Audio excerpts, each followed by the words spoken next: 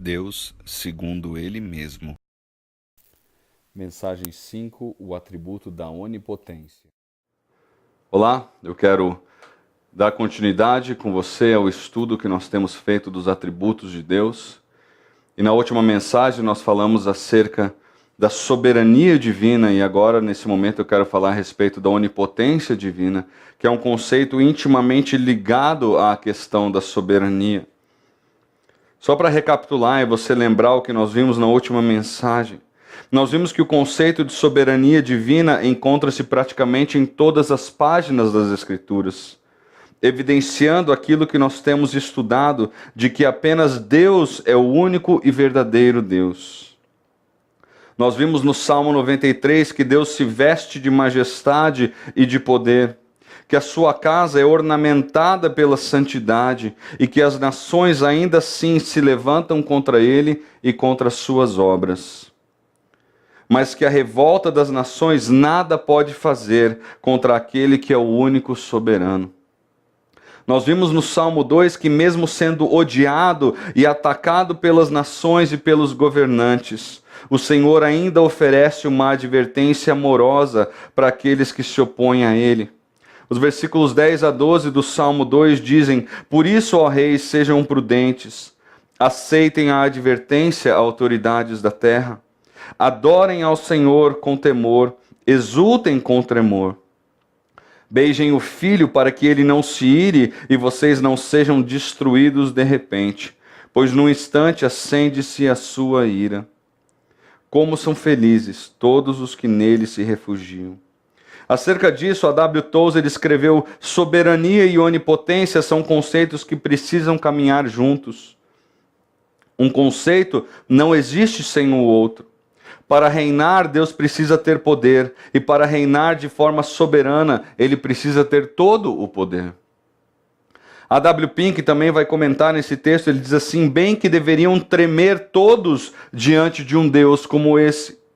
Tratar de maneira desconsiderada aquele que pode esmagar-nos mais facilmente do que nós a uma traça é suicídio. Desafiar abertamente aquele que está revestido de onipotência, que pode rasgar em pedaços e lançar no inferno na hora que quiser, aquele que não o teme, é o cúmulo da insanidade. A soberania do Senhor, então, deve causar em nós reverência e deve fazer com que aquele que desafia ao Senhor repense a sua vida. Mas é igualmente verdade que a soberania de Deus é o conceito confortante para aquele que crê. Pois não há nada que fuja ao controle perfeito, absoluto e sábio de Deus na nossa vida. Então, depois de nós lembrarmos do conceito de soberania, eu desejo ver com você agora outro atributo que a Bíblia ensina a respeito do nosso Deus, que é a onipotência. Para isso eu quero orar nesse momento e eu peço que você ore juntamente comigo. Deus, nós estamos diante da Tua palavra mais uma vez. Nós queremos extrair dela, Deus, as informações que nós precisamos acerca do Senhor. Eu tenho certeza, Deus, que na minha limitação é impossível dar toda a informação que nós precisamos ou que estão contidas na tua palavra a respeito de Ti. Mas eu peço, Deus, que apesar de mim, o Senhor nos ensine nesse momento e desafie o nosso coração para o fato de que o Senhor pode e tem poder para fazer todas as coisas. Nós Te louvamos, Deus, e pedimos a Tua ajuda, em nome de Jesus. Amém. Novamente, então, eu desejo fazer uso de grandes teólogos aqui para nós traçarmos uma definição do termo onipotência. Charles Ryrie vai dizer: onipotência significa que Deus é todo-poderoso e capaz de fazer qualquer coisa consistente com a sua própria natureza. O termo todo-poderoso no Antigo Testamento El Shaddai e no Novo Testamento Pantocrator é usado apenas para Deus nas Escrituras e aparece 56 vezes. Esse texto é a base do conceito de onipotência. Então, por exemplo, Deus revelou-se a si mesmo como todo-poderoso a Abraão. Se você abrir lá em Gênesis capítulo 17, versículo 1, o texto vai dizer assim: quando Abrão, ele ainda não era Abraão, quando Abrão estava com 99 anos de idade, o Senhor lhe apareceu e disse: Eu sou o Senhor Todo-Poderoso, El Shaddai. ande segundo a minha vontade e seja íntegro.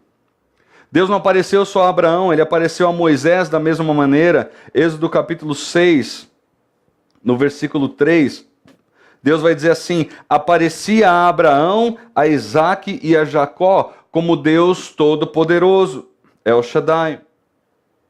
No Novo Testamento nós temos Deus se apresentando aos cristãos, ou falando e exortando aos cristãos como Deus Todo-Poderoso. Olhe comigo em 2 Coríntios, capítulo 6, versículos 16 a 18. 2 Coríntios 6, versículos 16 a 18.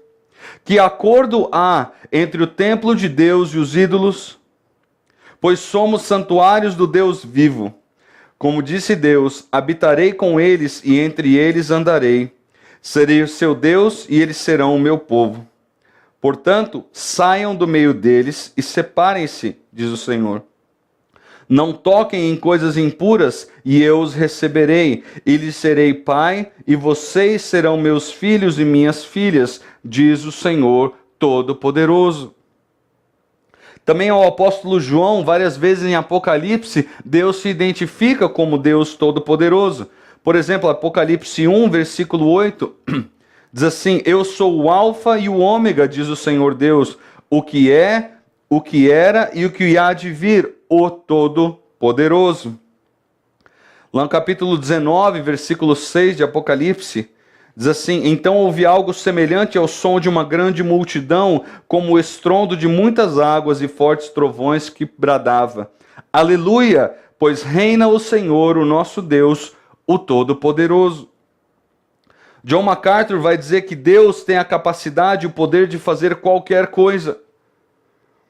E ele vai citar Isaías 40, versículos 15 e versículo 16. Isaías 40 é uma passagem que a gente tem usado quando a gente fala dos atributos de Deus. Os versículos 15 e 16 de Isaías 40 dizem assim: na verdade, as nações são como a gota que sobra do balde. Para eles são como o pó que resta na balança. Para ele as ilhas não passam de um grão de areia, nem as florestas do Líbano seriam suficientes para o fogo do altar. Nem os animais de lá bastariam para o holocausto. Quando Deus exerce o seu poder, ele o faz sem esforço. Para ele, criar um universo não é mais difícil do que fazer uma borboleta. O pastor puritano inglês Stephen Charnock, do século 17, ele vai dizer assim: o poder de Deus é aquela capacidade e força pela qual ele pode realizar tudo o que lhe agrade, tudo o que a sua sabedoria dirija e tudo o que a infinita pureza da sua vontade resolva. Assim como a santidade é a beleza de todos os atributos de Deus, assim o poder é aquilo que dá vida e movimento a todas as perfeições da natureza divina. O poder de Deus é como Ele mesmo, infinito, eterno, incompreensível, não pode ser refreado, nem restringido, nem frustrado pela criatura. A W. Tozer vai dizer: Deus possui aquilo que nenhuma criatura possui, uma plenitude de poder incompreensível, uma potência absoluta. Somente o Criador possui isso. E ele continua dizendo: visto que Deus tem sob o seu comando todos os poderes do universo, o Senhor, Deus onipotente, pode fazer uma coisa de modo tão fácil quanto qualquer outra coisa. Todos os seus atos são feitos sem esforço. Ele não gasta energia alguma que precise ser reabastecida. Sua autossuficiência torna desnecessário que ele busque renovação de suas forças em algo fora de si mesmo. Todo o poder necessário para fazer tudo o que ele quiser fazer reside na plenitude que não diminui do seu próprio ser infinito. Ou seja, Deus é capaz de realizar o que quiser sem qualquer esforço que lhe canse ou que exija um descanso ou uma reposição de energia por parte dele. Mas será que há coisas que Deus não pode fazer? Charles Ryrie vai mencionar as limitações naturais e as limitações autoimpostas por Deus. As limitações naturais, em primeiro lugar, abrangem as coisas que Deus é incapaz de fazer porque são contrárias à sua natureza.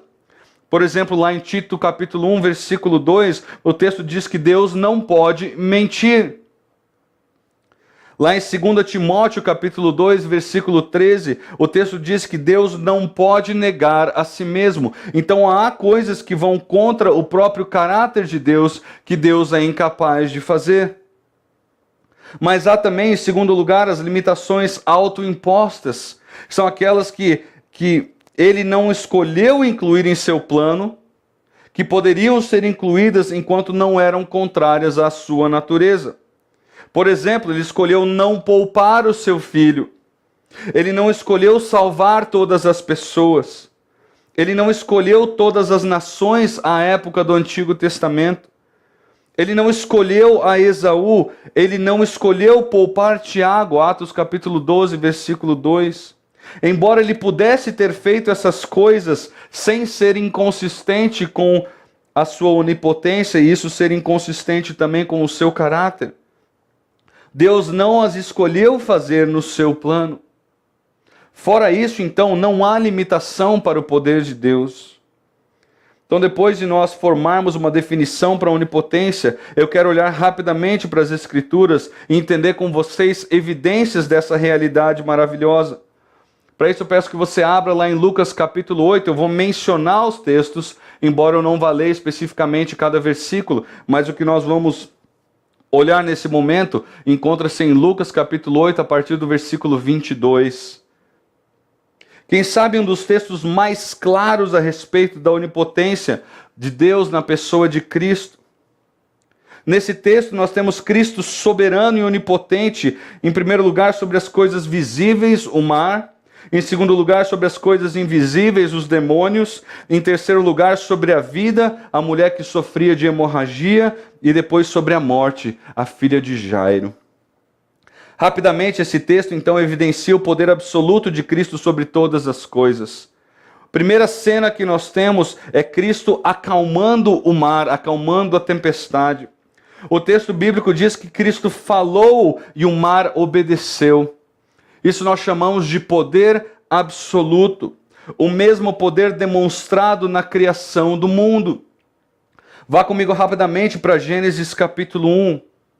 Em Gênesis capítulo 1 nós vimos que Deus criou o tempo, o espaço e a matéria.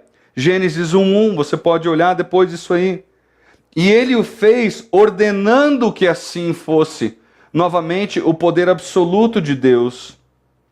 Aliás, é interessante que o termo universo diz muito a respeito do poder absoluto de Deus. O termo universo ele é uma junção de duas palavras. Uni significa uma e verso significa sentença dita ou sentença escrita. Ou seja, uma única sentença dita ou uma única sentença escrita. Em toda a criação, Deus manifestou o seu poder absoluto com uma única sentença. Gênesis 1, versículo 3. Deus disse, haja. E houve. É fantástico isso. O intelecto humano não é capaz de captar isso. Por exemplo, no Salmo 33, versículo 9, nós lemos, Deus falou e tudo se fez, mandou e logo tudo apareceu. Mais uma vez, poder absoluto. Lá em Mateus capítulo 8, versículos 2 e 3, Jesus Cristo diz ao leproso, o texto diz assim, os versículos 2 e 3, um leproso aproximando-se, adorou de joelhos e disse, Senhor, se quiseres, pode purificar-me. Jesus estendeu a mão, tocou nele e disse, quero, seja purificado. E aí o texto vai dizer, imediatamente, ele foi purificado da lepra. Depois então de acalmar a tempestade com a sua própria voz, a segunda parte aí do trecho de Lucas capítulo 8 vai mostrar Jesus encontrando-se com um homem endemoniado. Os demônios sabiam que era o próprio Deus que estava diante dele, você pode ler isso no texto. E eles pedem algo a Cristo antes de saírem do endemoniado. Eles pedem a Cristo que eles vão para aquela manada. É curioso e é interessante isso. Porque o poder de Deus é tão grandioso que os demônios saem de um endemoniado e vão apenas para onde Deus permitir que eles vão. Eles não possuem qualquer autonomia para decidir isso sem a permissão de Deus. Mais um pouco para frente, no texto de Lucas 8, nós vemos uma terceira cena. onde nós temos uma mulher que sofria fazia 12 anos de uma hemorragia e havia gastado maior parte do seu dinheiro com médicos e não conseguia resolver o seu problema. O texto bíblico diz que ela consegue tocar na borda do manto de Cristo em meio à multidão que ali se encontra. E Jesus Cristo tinha absoluta consciência de que o poder dele foi compartilhado de certa maneira. E Jesus vira para essa mulher e pergunta: quem me tocou? E a pergunta dele aqui era simplesmente para que a mulher o reconhecesse como Deus, como ela fez aqui naquele momento. Uma quarta e última situação aí, nós vemos Jesus com a filha de Jairo. Deus não precisa correr contra o tempo. Ainda distante da casa de Jairo, quando os servos de Jairo vieram, depois que Jesus curou essa mulher com hemorragia, e disseram para Jairo que ele não precisava mais incomodar a Jesus, porque a filha dele já havia morrido. Jesus como que coloca a mão no ombro de Jairo e diz: creia, apenas creia. Jesus Cristo, ele não precisa correr contra o tempo. Jesus diz: apenas creia. E ali chegando, Jesus novamente usa sua voz para que ordenar que a vida voltasse à menina. Novamente o conceito de poder absoluto. Em João capítulo 11, a gente tem uma outra demonstração ainda mais poderosa do poder de Deus acerca da vida. Quando Jesus ressuscita o seu amigo Lázaro, que estava morto havia mais tempo ainda. Mas isso não foi qualquer impedimento para o Senhor Jesus, o Deus Todo-Poderoso. O poder absoluto de Deus é de exclusividade divina. Conforme reconhece o salmista no Salmo 62. Abra comigo no Salmo 62, eu quero que você olhe comigo o versículo 11. Salmo 62, 11 diz assim: uma vez Deus falou, duas vezes eu ouvi que o poder pertence a Deus. Joseph Benson, comentando nesse texto, ele diz: o poder é prerrogativa exclusiva do Criador. E, consequentemente, todas as criaturas, quer a favor ou contra o Criador, são impotentes, nas quais nenhum homem pode confiar sem se desapontar. Mas Deus é Deus onipotente e Ele tudo pode fazer. E uma vez que com Ele nada é impossível, Ele e somente Ele é completamente digno de toda a confiança. Ou seja, Deus é a fonte de todo o poder. A W. Tozer vai comentar da seguinte maneira: eis o raciocínio quanto à onipotência de Deus. Deus tem poder. Uma vez que Deus também é infinito, tudo que Ele possui também deve ser ilimitado. Portanto, Deus tem poder ilimitado, Ele é onipotente. A W. Pink vai dizer: nada mais é necessário. Nós, simples mortais, podemos falar muitas vezes e contudo sem sermos ouvidos. Ele fala somente uma vez e o trovão do seu poder é ouvido em 1000 montanhas. É interessante que as Escrituras, elas atestam repetidas vezes acerca do poder absoluto do Senhor. Por exemplo, Salmo 89, versículo 6, o salmista vai dizer: pois quem nos céus poderá comparar-se ao Senhor? Quem dentre os seres celestiais assemelha-se ao Senhor? Daniel 4,35, uma passagem que nós já vimos quando nós falamos da soberania divina. Nabucodonosor vai dizer assim: todos os povos da terra são como nada diante de Deus. Ele age como lhe agrada com os exércitos dos céus e com os habitantes da terra. Ninguém é capaz de resistir à sua mão, nem de dizer-lhe: o que fizeste? Jó capítulo 38, versículos 4 a 7, é uma passagem belíssima, quando Deus se coloca diante de Jó e começa a fazer uma série de perguntas para que Jó responda e perceba que Deus é soberano e não Jó. Jó 38, versículos 4 a 7 diz assim: onde você estava, Jó, quando lancei os alicerces da terra? Responda-me, se é que você sabe tanto. Quem, Jó, marcou os limites das suas dimensões? Vai ver que você sabe. E quem, Jó, estendeu sobre ela a linha de medir? E as suas bases sobre o que foram postas? E quem, Jó, colocou sua pedra de esquina, enquanto as estrelas matutinas juntas cantavam e todos os anjos se regozijavam? Nenhum poder que você e eu temos para fazer qualquer coisa que seja, vem de nós mesmos. Esse poder deriva do próprio Deus. A W. Tozer, novamente, ele vai dizer: nenhuma só criatura no universo inteiro tem sequer um átomo de poder, salvo o que lhe é delegado por Deus. Mas o poder de Deus não é adquirido, nem depende do reconhecimento de nenhuma outra autoridade. O poder de Deus pertence a Ele de modo inerente.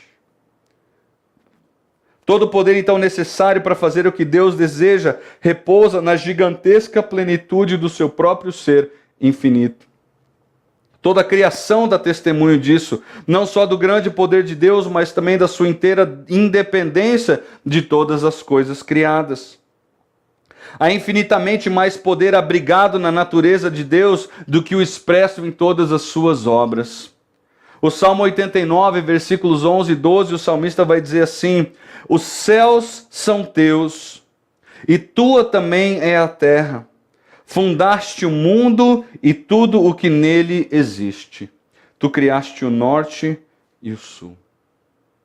Queridos, rapidamente, eu queria que você visse comigo que o poder de Deus controla 3 aspectos da nossa vida, e depois eu quero fazer algumas aplicações práticas. Em primeiro lugar, o poder de Deus controla toda a natureza. Nós vimos em Lucas 8 que a natureza obedece à voz de Deus e que nada acontece sem a autorização prévia do Senhor. Então, em primeiro lugar, o poder de Deus controla a natureza. Em segundo lugar, o poder de Deus controla os governos.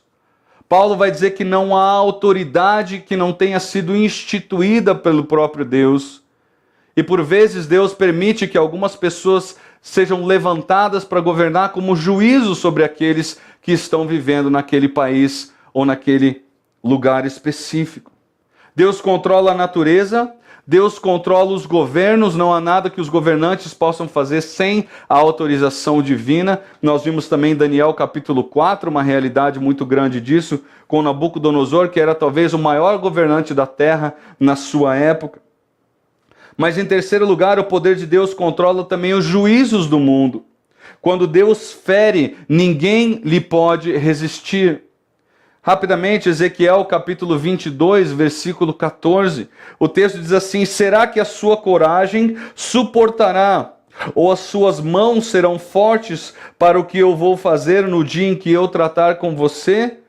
Eu, o Senhor, falei e o farei. Eu fico pensando no dilúvio, ninguém podia se opor ao juízo de Deus. Eu fico pensando em Sodoma e Gomorra, ninguém podia se opor ao juízo de Deus. Eu fico pensando no Faraó e no êxodo da nação de Israel ali do Egito, e ninguém podendo se opor ao Senhor. Bem que o santo pode e deve confiar nesse Deus. Algumas passagens para você meditar depois do Salmo 27, 1. E Efésios capítulo 3, versículos 20 e 21. Rapidamente, Deus expressa o seu poder na criação. A contemplação da sua criação deve nos levar a valorizar o seu grande poder. No entanto, o poder de Deus é maior do que qualquer coisa que ele tenha criado. Hebreus capítulo 1, versículo 3 diz que Deus sustenta tudo. E essa palavra usada para falar sustenta, ela significa escorar, significa manter, e ela é utilizada no tempo presente, ou seja, Deus é quem sustenta todas as coisas na sua criação. Tudo que nós vemos e o sistema que nos permite viver, ou seja, respirar, caminhar, nos exercitar, ele é sustentado completamente pelo poder de Deus. Eu não sei se você sabe, mas o ângulo da Terra é um ângulo de 23 graus de inclinação, de maneira que nós temos as 4 estações do ano de maneira regular. A distância da Lua para a Terra, a distância do Sol para a Terra, são distâncias perfeitas, de forma que você e eu podemos viver nesse mundo. Mas tudo isso, a Bíblia diz, é sustentado pelo poder do próprio Deus.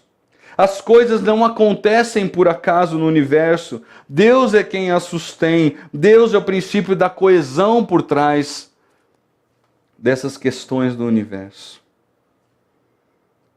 Na salvação, eu queria rapidamente olhar para você como é que Deus age na salvação aqui. F.B. Meyer, um pastor inglês do século XIX, ele vai dizer assim: nós entramos no ateliê do artista e lá encontramos pinturas inacabadas cobrindo grandes telas e sugerindo grandes projetos, mas que foram abandonados, seja porque o gênio não foi competente para concluir o trabalho ou porque a paralisia pôs morte em sua mão. Mas quando entramos na grande oficina de Deus, não encontramos coisa alguma que possua uma marca de pressa ou de insuficiência de poder para terminá-la. E temos a certeza de que a obra que a sua graça começou há de ser completada pelo braço da sua força. A salvação, então, é uma obra do poder de Deus e Deus sempre conclui aquilo que ele começa. De forma que nós podemos inferir que a obra iniciada por Deus será perfeitamente concluída pela força do seu poder. Judas capítulo 1, versículos 24 e 25, o texto diz: ora, aquele que é poderoso, e o termo aqui significa alguém que é capaz, alguém que tem o poder de fazer algo. Aquele que é poderoso para vos guardar de tropeçar e apresentar-vos irrepreensíveis com alegria perante sua glória, ao único Deus sábio, Salvador nosso, seja glória e majestade, domínio e poder, agora e para todos sempre. Amém. Queridos, a salvação significa que o Senhor vai guiar todos os pecadores arrependidos da justificação até a glorificação. Ele nunca deixará de levar todos os eleitos para o céu, porque Ele é o Deus Todo-Poderoso. A redenção foi uma demonstração ainda maior do poder de Deus do que a criação foi. Não há aparentemente resistência contra Deus na criação. Mas na redenção o diabo teve que ser subjugado, a morte teve de ser vencida e o pecado teve de ser lidado. Mesmo assim, isso não foi grande demais para Deus. Deus também evidencia o seu poder na ressurreição. Cristo sabia que a confissão verdadeira da sua divindade lhe custaria a vida.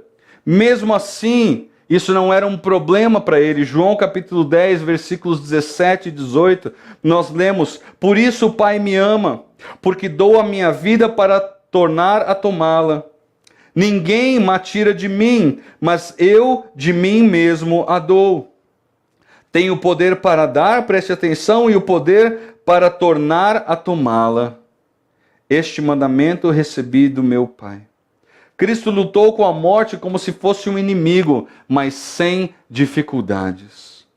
Deus tem tanto poder que no final dos tempos Ele levantará dentre os mortos cada ser humano que já viveu, tanto os justos quanto os injustos.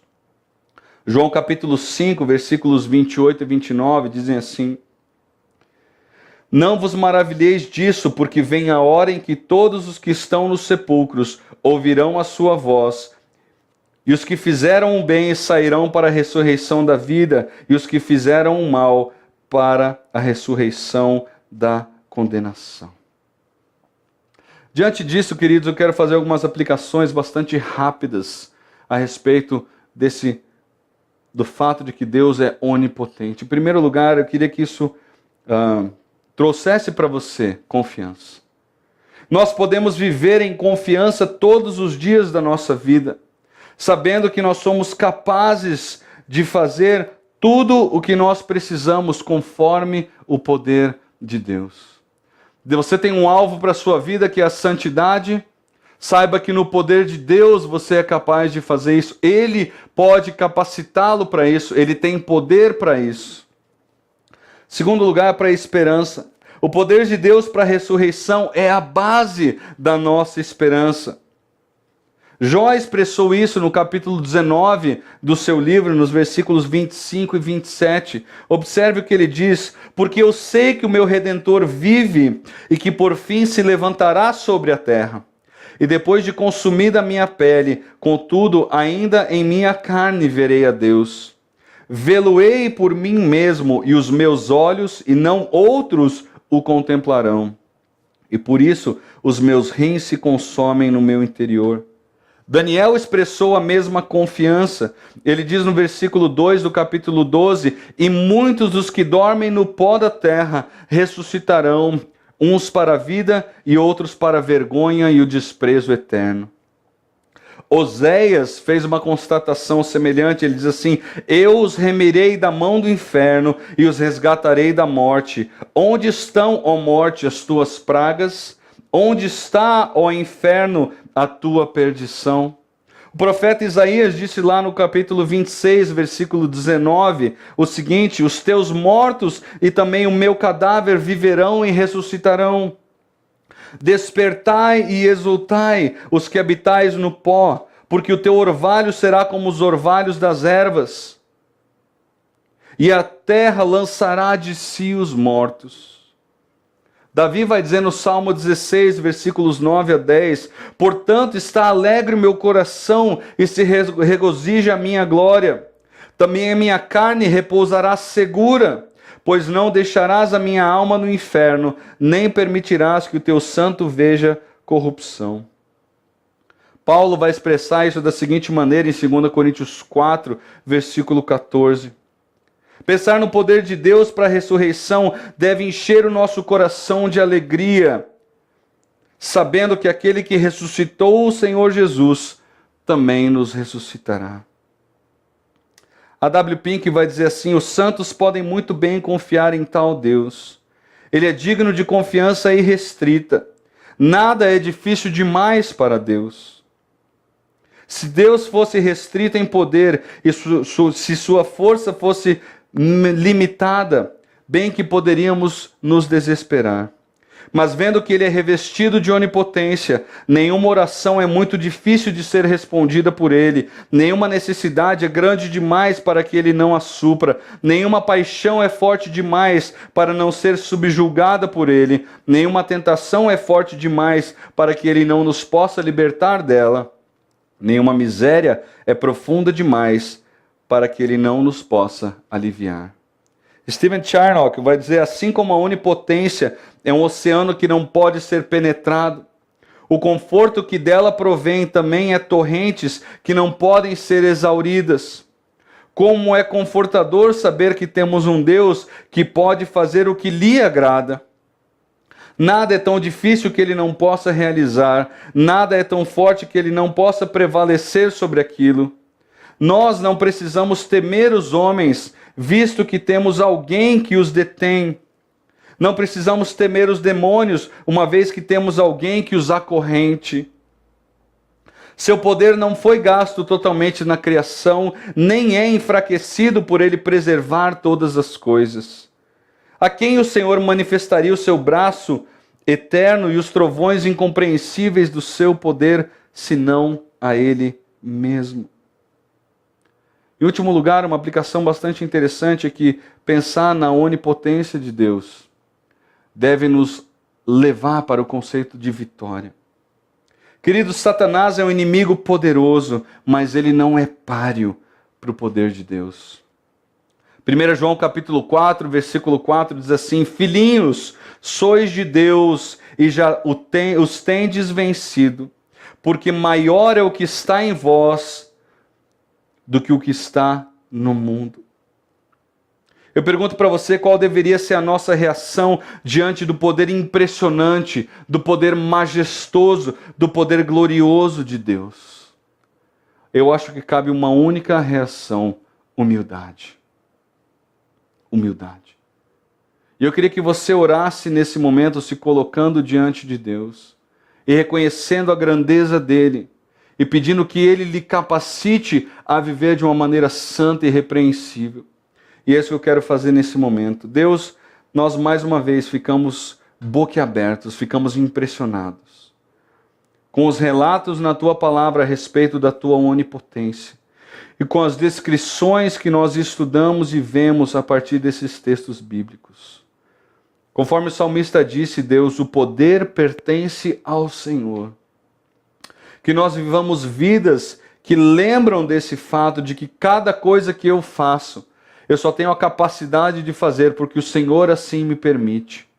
Igualmente, Deus, na minha luta contra o pecado, que nós lembremos que é o Senhor quem nos capacita a viver uma vida que te agrada. Que não existe em mim qualquer capacitação para isso, mas que eu dependo exclusivamente do Senhor para viver uma vida que te agrada. Deus, nós te amamos, Deus onipotente, e nós reconhecemos a tua onipotência. Nos humilha, Deus, sempre que nós pensarmos nesse conceito, e que nós nos coloquemos no nosso lugar e coloquemos o Senhor entronizado como o Senhor deve ser. Nós agradecemos por mais essa oportunidade de estudarmos a tua palavra, e nós fazemos isso no nome precioso de Jesus Cristo. Amém e amém.